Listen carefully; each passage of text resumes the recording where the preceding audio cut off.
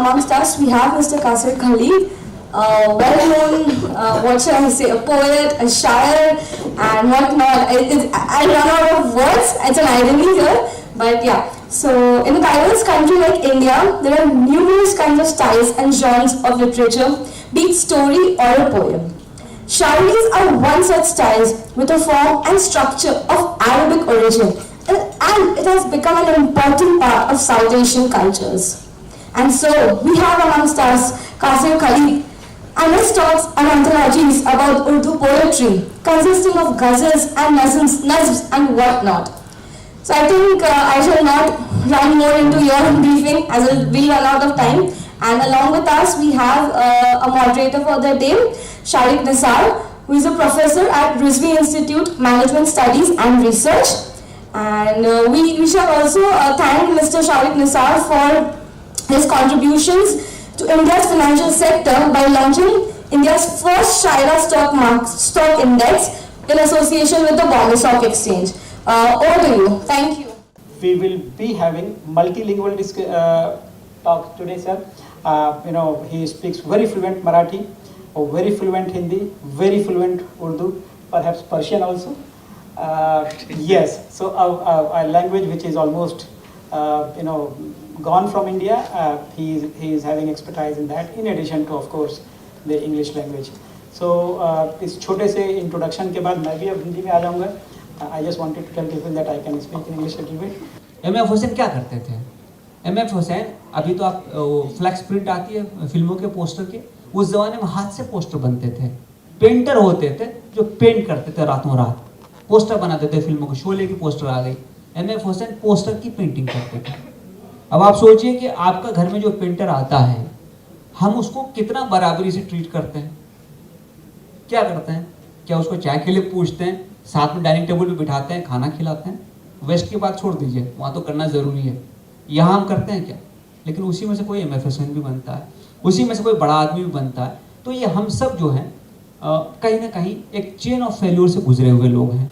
अगर आप देखिए, मतलब चूँकि पुलिस में तो हमको दिन रात पाला पड़ता रहता है ऐसे लोगों से जो कि हमारे बहुत विरोध में होते हैं.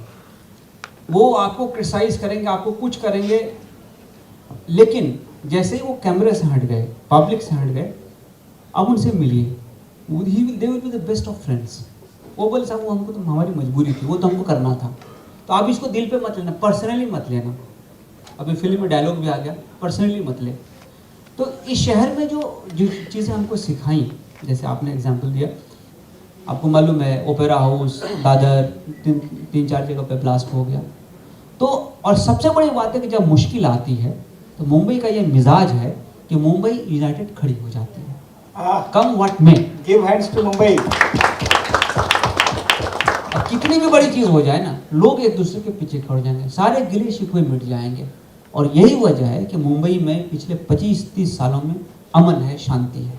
तो ये इसका स्पिरिट है, और यही वो स्पिरिट है जिसकी वजह से वुमेन सेफ है यहाँ पे. मैं इतनी जगह पे रहा हूँ, आप देख लीजिए कि 3 बजे मरीन ड्राइव पे आपको लोग बैठे मिल जाएंगे, फैमिलीज बैठी मिलेंगे, किसी को कोई बॉदरेशन नहीं है. मैं नॉर्थ में जाता हूँ, 10 बजे के बाद ऐसा सन्नाटा होता है कि आप निकल नहीं सकते. यही वो वजह है जिसकी वजह से मुंबई में आदमी सेफ फील करता है. आपको मालूम है, एक शक्ति मिल का इंसिडेंट हो गया यहाँ पे. मैं बॉम्बे सिटी में काम करता था. हर डेजोलेट प्लेस की मैपिंग हम लोगों ने की. वहाँ पे लाइटिंग कैसे हो सकती है, वहाँ पे पुलिस पिकेट कैसे हो सकता है, वहाँ पे पेट्रोलिंग कैसे जा सकती है, वहाँ के इंचार्ज कौन है, वहाँ पे ऐसा कोई जंगल तो नहीं जिसकी वजह से लोग दिखाई नहीं पड़े. ये पूरे सर्वे करके उसका रेक्टिफिकेशन और उसका करेक्टिव मेजर्स वहाँ लिया गया. इसकी वजह से पिछले 5 सालों में आपने कोई इंसिडेंट फिर से नहीं सुना होगा. तो that is the beauty of this city कि वी लर्न. निर्भया हो गया, हमने बहुत सारी चीज़ों से लर्न किया. तो ऐसी चीज़ें हम सीखते रहते हैं, and that is how we improve. हम बाहर भी जाते हैं, दूसरे जगहों की टीम्स आती है, हम फॉरेन में भी जाते हैं. अब साहब मैं ऑस्ट्रेलिया गया, मेरी किस्मत अच्छी थी, ट्रेनिंग लग गई मेरी. अब वहाँ पे वो प्रेजेंटेशन दे रहा था, लॉ एंड ऑर्डर मैनेजमेंट. अब उस ज़माने में मैं डीसीपी रेलवे हुआ करता था. आप में से तो मैक्सिमम लोग रेल यूजर्स होंगे ना जी. तो बॉम्बे में डेली ट्रेन से 6 to 7 मिलियन लोग, 60 से 70 लाख लोग सफ़र करते हैं. बराबर है ना? यह है. तो उन्होंने कुछ 50,000 का मुझे दिखाया, ये 50,000 का मॉब मैंने कंट्रोल किया. ये सिस्टम लगा, यहाँ सीसीटीवी लगा, यहाँ ऐसा क्या हुआ, वैसा क्या। अब सिडनी की पॉपुलेशन है 5 मिलियन, 50 लाख। तो पूछ रहे थे सब लोगों को, ऑफिसर्स को, आपने बड़े से बड़ा मॉब क्या हैंडल किया है? मुझे भी खड़ा कर दिया, मरता क्या नहीं करता। मैंने कहा मैं डेली 6 to 7 मिलियन लोगों को हैंडल करता हूँ। जो तुम्हारी शहर की पॉपुलेशन है उससे ज्यादा पॉपुलेशन में डेली हैंडल करता हूँ। एंड टच वुड, अभी तक we have kept Mumbai railway safe. So that is what happens कि ये कंट्री वैसा है कि यहाँ पे वो वार्मथ है, ये सिटी ऐसा है कि आप दुनिया कहीं चले जाए। मेरे जैसा आदमी वो बहुत सारी जगह घूम के आया है, लेकिन एक स्टेज के बाद याद आने लगता है कि वापस जाना चाहिए, बहुत हो गया, let us go back. Poetry एक फैमिली की तरह है। एक फैमिली में दादा भी होते हैं, कभी कोई परदादा भी होते हैं, बाप होते हैं, चचा होते हैं, भतीजे होते हैं, आपके कजिन्स होते हैं, वो पूरी अलग अलग रिलेशनशिप होती है, बट हर आदमी उसी फैमिली का एक हिस्सा है। तो पोइट्री एक जनरल फैमिली है जिसमें अलग अलग किस्म की विधाएं होती हैं, अलग अलग जॉनर्स होते हैं। अब गज़ल जो है, गज़ल के लिटरेरी मीनिंग है वो होती है औरतों से बातें करने। अब वो ज़माना ऐसा था कि औरतें ज़रा पर्दे में होती थी, कम बाहर निकलती थी, तो उनसे बात करना बड़ी चीज़ होती थी। सो गज़ल के मतलब ये होता है। लेकिन अब वो हो गया औरत से बात करने के बजाय कि औरत के बारे में बात करना। तो औरत के बारे में क्या हो सकता है? औरत सिर्फ औरत एक फिजिकल फॉर्म नहीं है, हर वो चीज़ जो आपकी माशूक है उससे बात करना। तो माशूक कोई आदमी भी हो सकता है या हो सकती है, वो कोई जॉब भी हो सकता है, कोई प्रोफेशन भी हो सकता है, कोई पैशन भी हो सकता है, कोई आपकी सर्किट हो गया, आप तो कुछ और भी हो सकता है। तो उसके बारे में जब आप बात करेंगे तो दैट इज़ गज़ल। अब गज़ल में एक फॉर्म है। फॉर्म क्या है? गज़ल 2 लाइन में कंप्लीट होती है, एक कपलेट 2 लाइन का होता है, ये गज़ल हो गया। गज़ल में हर कपलेट का थीम अलग अलग होता है। एक में मैं इसके बारे में बात कर सकता हूँ, मेरे महबूब के बारे में। एक में ये बात कर सकता हूँ कि मुझे दुनिया में कितने ठोकर लग रहे हैं। एक में इस बारे में बात कर सकता हूँ कि ये हमारे दोस्तों ने क्या कर लिया है। Anything under the sun can be covered. तो 2 लाइन में बात पूरी करनी है, इसलिए वो डिफिकल्ट आर्ट है। अब दूसरी चीज़ होती है जिसको हम कहते हैं नज्म। नज्म मतलब पोएम। नज्म में क्या होता है? एक सेंट्रल थीम होता है। अब सेंट्रल थीम कुछ भी हो सकता है, जैसे समझ लीजिए कि एक बैटल होगा, बैटल ऑफ पानीपत एक सेंट्रल थीम है। बीएसी एक सेंट्रल थीम है, इसके बारे में 1000 लाइन कह सकता हूँ। बीएसी तेरा बिल्डिंग ऐसा है, तेरा फ्लोर ऐसा है, तुझ में रहने वाले लोग ऐसे हैं, तेरे यहाँ इतना ट्रेड होता है, तू इतना खूबसूरत है, तेरा इंटीरियर कितना कायदे का, तेरी हॉस्पिटलिटी कितनी अच्छी है, वगैरह वगैरह, और तू अपने गेस्ट को कैसा ट्रीट करता है या नहीं करता है। वहाँ पे बात खत्म करूंगा। तो ये नज्म होती है। तो नज्म की अलग अलग विधाएं हो जाती हैं। अगर नज्म किसी बैटल के बारे में, किसी डायनेस्टी के बारे में कही जाए, उसको इयोलॉजी कहते हैं, मसनवी कहते हैं, जो काव्य बड़ा होता है। जैसे रश्मि रथी। अब रश्मि रथी दिनकर जी की एक कविता है, लंबी कविता महाभारत पे, जिसका एक बहुत फेमस वो ये है, लाइन है, जब नाश मनुष्य पर छाता है पहले विवेक मर जाता है। ये जब नाश मनुष्य पर छाता है पहले विवेक मर जाता है। और ये उस मौके से है जबकि कृष्ण जी गए हैं दूत बन के पांडव का कौरव के कोर्ट में, और कहते हैं कि भाई दो अगर तो आधा दो, यदि इसमें भी बाधा हो तो दे दो केवल 5 ग्राम, 5 गांव दे दो, हम उसी में खुश रहेंगे, रखो अपनी धरती तमाम। इस किस्म की एक लंबी पोएम है, लेकिन उस पर भी कौरव और दुर्योधन नहीं मानते हैं। तो बहुत समझाने की कोशिश करते हैं, इन्हीं को पकड़ने की कोशिश करता है, बांधने की कोशिश करता है, फिर वो बड़े रूप में आते हैं, सब हिलने लगते हैं, डरने लगते हैं। इन लोगों पे, दुर्योधन पे फिर भी कुछ असर नहीं होता है। तो लास्ट में वो कह के जाते हैं कि भैया अगर आप बात नहीं माने तो अब तो युद्ध होगा, युद्ध होगा, हमारे समझाने कोई असर नहीं हुआ। तो उस पर ये लाइन कंक्लूजन में आई है कि जब नाश मनुष्य पर छाता है पहले विवेक मर जाता है। भाई टेक अवे की अगर आप बात करें तो मैं जिस बात से बात हमने शुरू की थी वो ये था कि एक स्टेज के बाद आपकी फिजिकल नीड्स खत्म हो जाएंगी, सैचुरेट हो जाएंगी, सैचुरेट हो जाएंगी। आप 2 रोटी खाते हो सकता है 3 खा लें, बॉडी बिल्डिंग के चक्कर में 4 भी खा लें, ख़त्म हो जाएगा। प्यार होगा 1 बार 2 बार, उससे ज़्यादा होता नहीं। कपड़े कितना लोगे, तो फिजिकल नीड्स सेटिस्फाई हो जाएंगे। लेकिन जो स्पिरिचुअल नीड्स है, जो आपकी सोल की नीड्स है, उसकी कोई लिमिट नहीं है। ये सोल की नीड वो है जो आदमी को बेकरार रखता है। यही वो नीड है जो बुद्धा को राजकुमार के महल से निकाल करके जंगल में लेके चला जाता है। यही वो नीड है जिससे लोग हिमालय पे जाके बैठ जाते हैं। तो ये नीड हम सब में होती है, और जब तक हम इस नीड को फुलफिल नहीं करेंगे, हमारे जीवन का जो हेतु है, जो तात्पर्य है, जो ऑब्जेक्टिव है, वो फुलफिल नहीं होता है। फिजिकल रूप में हम एग्जिस्ट करेंगे, but we will be dead spiritually, we will be dead emotionally. तो कभी इस चीज़ को हाथ से जाने मत देना। आइडेंटिफाई दैट एरिया, उसको फीड करो। जब उसको फीड करोगे तो happiness will come from with in. Happiness palladium mall में नहीं है।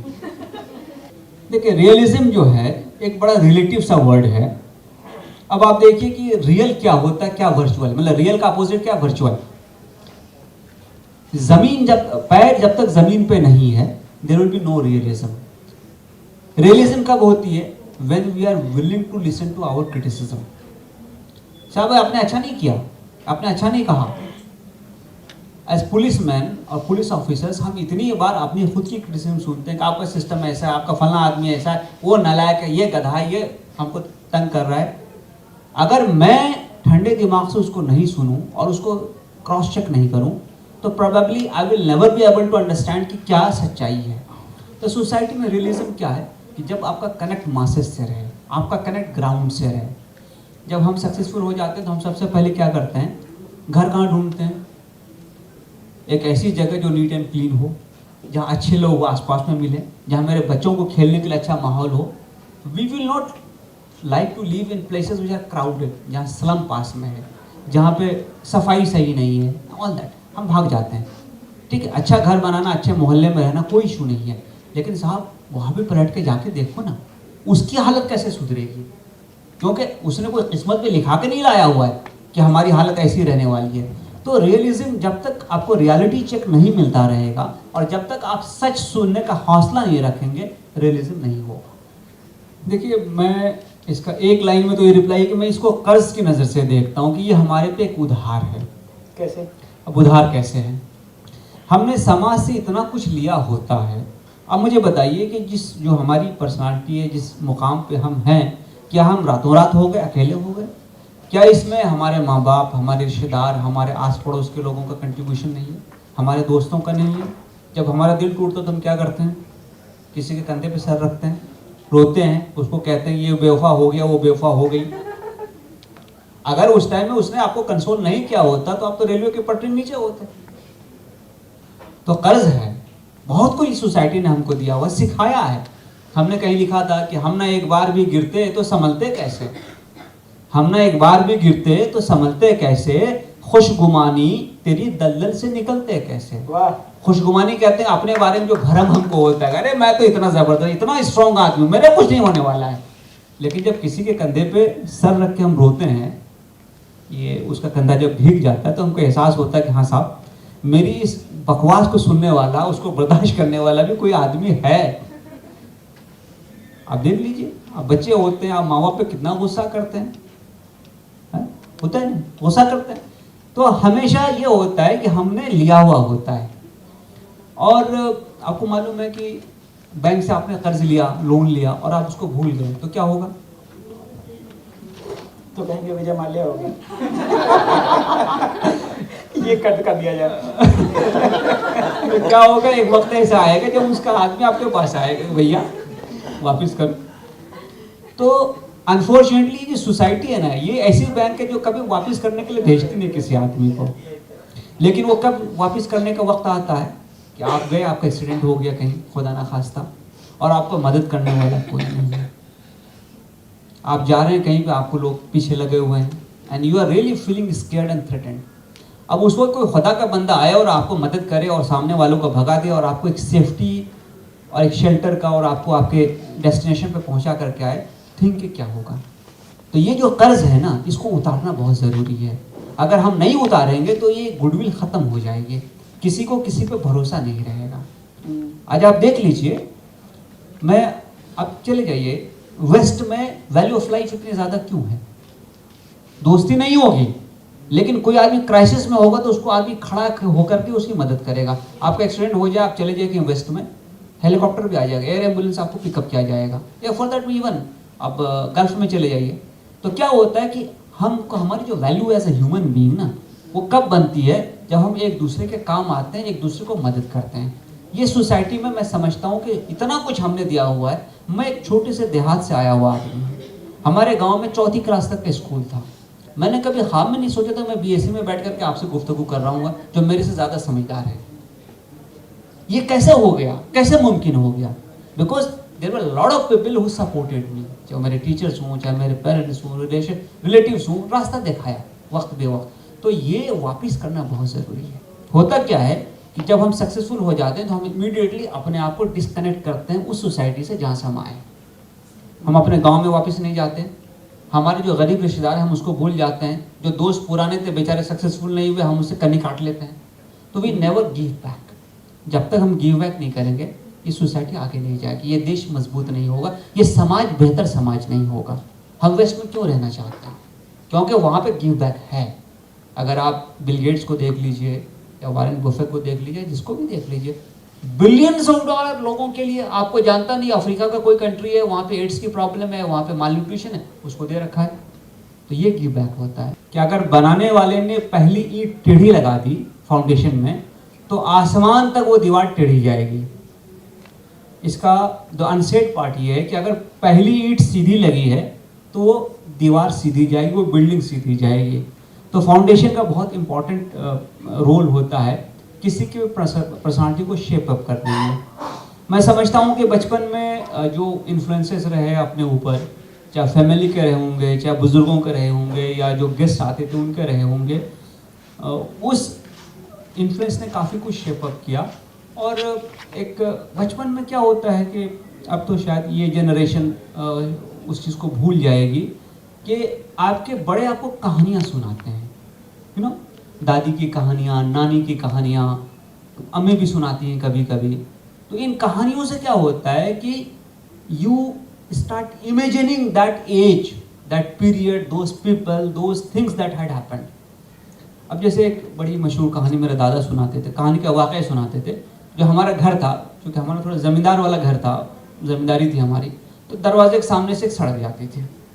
अब साहब हमारे दादा के चचा जो गद्दी पे थे उस वक्त, उन्होंने एक फरमान जारी किया कि इस रोड से कोई भी आदमी सवारी से नहीं जाएगा, सवारी से उतरेगा पैदल जाएगा। अब घोड़ा वाला जा रहा है, उतरेगा, घोड़ा हाथ में पकड़ के लेके जा रहा है, गाड़ी वाला है उतर के जाएगा। तो जो उतर के जा रहा है उसके लिए चाय की केतली तैयार है, उसके लिए पानी का इंतज़ाम है, नाश्ते का इंतज़ाम है, और जो चल गया उसको पकड़वा के लाते थे, उसको पिटवाते थे। अब ये मैंने देखा नहीं, तो लेकिन अब जब ये सुनता हूँ तो मैं उसको इमेजिन करता हूँ कि कैसा रहा होगा, क्या दौर रहा होगा, कैसे लोग रहे होंगे। सो क्या होता है कि ये इमेजिनेशन की पावर डेवलप हो जाती है। जब ये इमेजिनेशन की पावर डेवलप हो जाती है तो आप क्या करते हैं कि यू स्टार्ट रीडिंग, जो आपको मिल गया वो आप पढ़ने लगते हैं। और आप जैसे मालूम है ना, घरें हम हमारे पुराने घर होते मैगजीन्स आती थी, अब बड़े लोग फिल्मी मैगजीन भी ला रहे हैं, कोई वो केशव पंडित का नावल भी लेके आ रहा है, कोई कुछ भी लेके आ रहा है, जो स्टॉल पे मिलती हैं, रेलवे स्टेशन पे मिलती हैं। तो बहुत बार बच्चों को उन चीज़ों को पढ़ना नहीं होता था, फिल्मी मैगजीन होती थी, तो डांट भी बहुत सुनी मैंने, ये बिगड़ जाएगा, यही सब फिल्मी वाला पढ़ते रहता है। और हमको इस ज़माने में पोस्टर काटने का बड़ा शौक हुआ करता था, तो फिल्म स्टार के पोस्टर काट के रूम में चिपका दिया। उसके बाद वहाँ से कोई बुजुर्ग गुजरे, आए, हाँ यही काम करो, पढ़ना लिखना तो है नहीं, बस शाबाश, इसी फील्ड में आके जाओगे तुम। So it was that. लेकिन उससे क्या हुआ कि वो एक जो आपकी फितरत में आ जाता है, पार्ट ऑफ योर पर्सनालिटी हो जाता है कि यू स्टार्ट इमेजिनिंग, आंख बंद करोगे कहीं से कहीं पहुंच जाओगे। And that is one thing which really shaped me up. मतलब मैं आपको ये बता दूं कि 1984 में जब मैं हाई स्कूल में पढ़ता था, the unfortunate incident of Mrs Gandhi से असैसिनेशन टुक प्लेस। अब उस ज़माने में देहातों में रेडियो हुआ करता था, रेडियो में छोटी सी न्यूज़ आती थी। अब मुझे इतना शौक़ था कि हुआ कैसे आखिर, तो मैगज़ीन के दुकान पे गया, तो कहने लगे साहब इस बार तो मैगज़ीन की बड़ी डिमांड है, नहीं मिलेगी आपको। तब मैगज़ीन 3 रुपये की आती थी। मैंने कहा क्यों? बोले वो ब्लैक में चल रहा है ना, इतने लोगों ने कहा हुआ है। फाइनली 10 रुपये मैंने वो मैगज़ीन ख़रीदी, बड़ी मुश्किल से बचाए हुए 10 रुपये थे, 1984।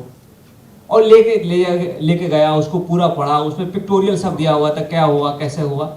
तो दैट हैबिट ऑफ थिंकिंग और इमेजिन करना कैसा हुआ होगा वैसा हुआ होगा, that really shaped me up. और आज भी अगर मैं किसी चीज़ पे सोचता हूँ तो एक डिफरेंट वर्ल्ड, एक जहान दीगर जिसको हम कहते हैं ना, different world opens before you, और आप शायद इस ये जो रियल वर्ल्ड है उससे थोड़ा डिफरेंट है। वो एक इमेजिनरी, एक आइडियल वर्ल्ड है जहाँ पे आप जाते हैं, वहीं से शायद आर्ट भी आता है, वहीं से लिटरेचर भी आता है, वहीं से दुनिया में जितनी भी चीज़ें बदलने वाली होती है ना वो आती हैं। अगर ये समझ लीजिए कि किसी ने ये ना सोचा होता कि मशीन भी बन सकती है, कोई पावर का सोर्स भी आर्टिफिशियल हो सकता है, और दुनिया ऐसे भी हो सकती है, बीमारी कंट्रोल हो सकती है, आदमी तेज़ी से भाग सकता है, आदमी चांद तक पहुंच सकता है। So all first part of imagination, पहले वो इमेजिनेशन में आता है, फिर वो रियलिटी में आता है। तो that particular thing shaped me up a lot. और हर अच्छी चीज़ को ख़त्म होना बेहतर इसलिए होता है कि अच्छाई हमारे दिल में बाकी रहे, जिसको लेकर के हम अपने साथ जा सकें। हम अब BSc की तरफ से, BSc इंस्टीट्यूट की तरफ से और सब लोगों की तरफ से, ऑर्गेनाइजर्स की तरफ से हम आपका बहुत बहुत शुक्रिया अदा करते हैं, धन्यवाद कहते हैं। मैं आप लोगों से कहता हूं कि आप लोग तालियों के साथ इनका हमें लाइक करें। मुंबई और महाराष्ट्र से जुड़ी हर खबर के लिए STV न्यूज को सब्सक्राइब करें, बेल आइकॉन को प्रेस करें और पाएं ताज़ा तरीन खबरें।